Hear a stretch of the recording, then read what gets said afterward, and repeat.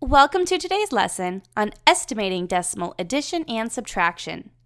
Today we are going to practice rounding decimals to be able to estimate when you're trying to add or subtract a decimal. So let's go ahead and get started. We are going to begin today by estimating the sum of 8 and 448 thousandths plus 8 and 556 thousandths. When you're trying to estimate the sum or the difference of decimals, it's helpful to round to a certain place value. In this case, we are going to start by rounding to the nearest whole number. Let's start with 8 and 448 thousandths. To round to the nearest whole number, you underline the place value you're rounding to, which in this place is an 8 in the ones place, and then you look at the number directly to the right of it. If this number is less than 5, then we keep the 8 the same and cross out our remaining place values. If this number is 5 or greater, then you round your underlined place value up by 1. Let's go ahead and try this again using 8 and 556 thousandths. To round to the nearest whole number, you underline the place value that you're going to be rounding, and then you look at the number directly to the right of it. Since we have a 5 in the tenths place, we are going to round our 8 up to a 9 and cross off our remaining place values. So we have now rounded 8 and 448 thousandths to the nearest whole number, which is 8, and we have rounded 8 and 556 thousandths to the nearest whole number, which is going to be 9. 8 plus 9 equals 17. So we are going to estimate that the sum of these two numbers is about 17. Let's look at one more problem, this time estimating the difference between these two numbers. We're going to be rounding to the nearest tenths place. Let's start with 6 and 56 hundredths. We start by underlining our tenths place and then looking at the number directly to the right of it. Since 6 is 5 or greater, we round our 5 up to a 6 and cross off our remaining place value. Now, let's go ahead and round 4 and 12 hundredths to the nearest tenths place. We start by underlining our tenths place and then looking at the number directly to the right of our 1. Since 2 is less than 5, we keep our 1 the same and cross off our remaining place values. That leaves us with 6 and 6 tenths minus 4 and 1 tenth, which gives us about 2 and 5 tenths. So if we estimate the difference of 6 and 56 hundredths minus 4 and 12 hundredths, we get about 2 and 5 tenths. Let's practice a word problem together. Caden spends $12.56 on books and $9.89 on magazines at the mall. About how much money does Caden spend in all? Let's round to the nearest whole.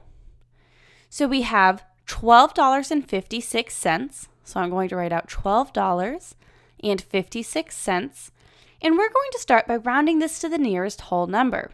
So I need to underline my ones place. Now I need to look at the number directly to the right of the ones place.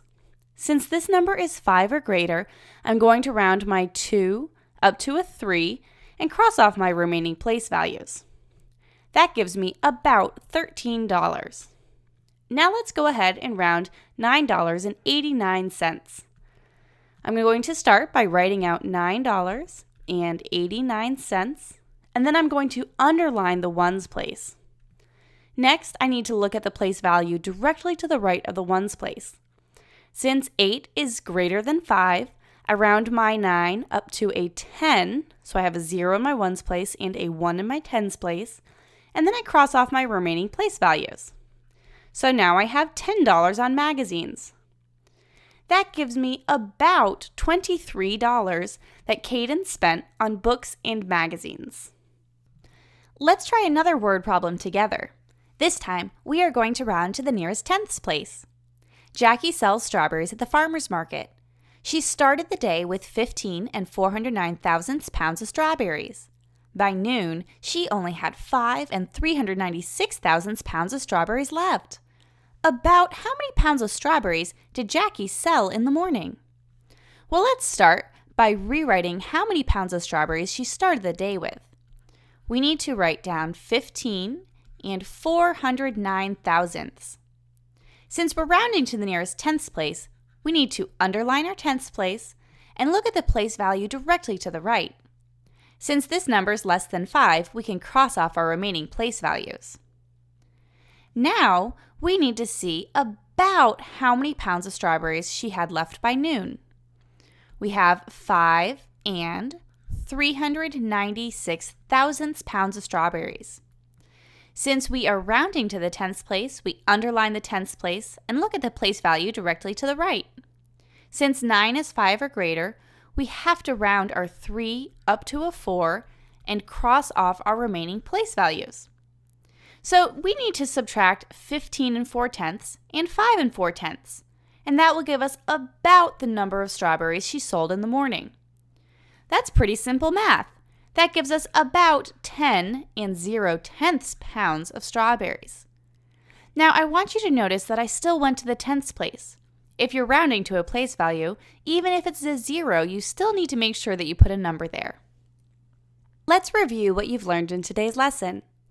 When you're estimating the sum or the difference of two decimals, it's helpful to round the numbers to a specific place value first.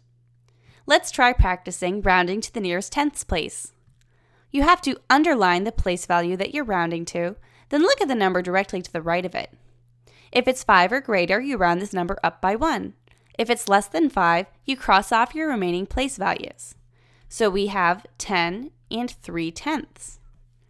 Now let's try it for our second number.